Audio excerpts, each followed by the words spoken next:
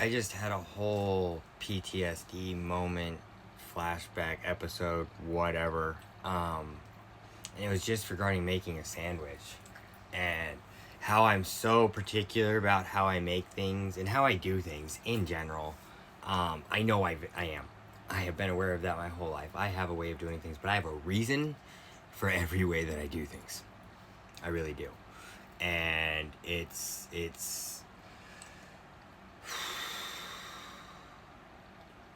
was very difficult. I was just making a sandwich, it didn't turn out right. And it was just, it brought back all these instances of just asking people over the years of how I do things, or asking them to do something for me and explaining how I do things to them and just telling them how things are done and just how I like things done.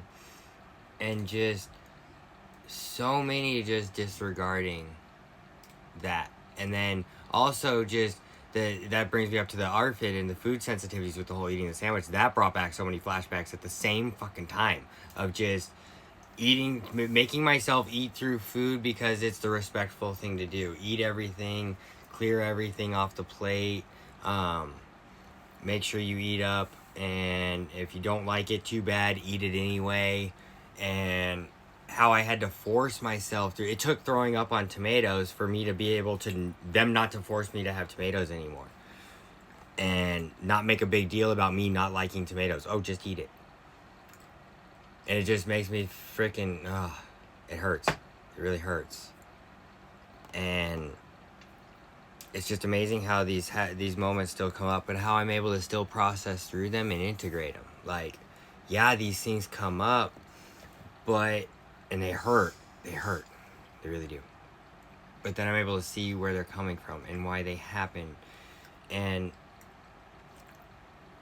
I guess fall in love with the experience and thank them for it, because I know what it is and I know why it's coming up now. And especially just with my limitations that I have now, adding into it and just giving a lot more grace. And I feel like just so much pressure was put on me, and I put it on myself. It wasn't really so much pressure was put on me. I internalized so much crap to put all this pressure on myself. And I really only have myself to blame, because I'm the one that put the pressure on. There may have been influences, but I'm the one to blame. I put the pressure on myself all these years, for all of these things, for all these narratives that were or were not true. And I'm done with pressuring myself.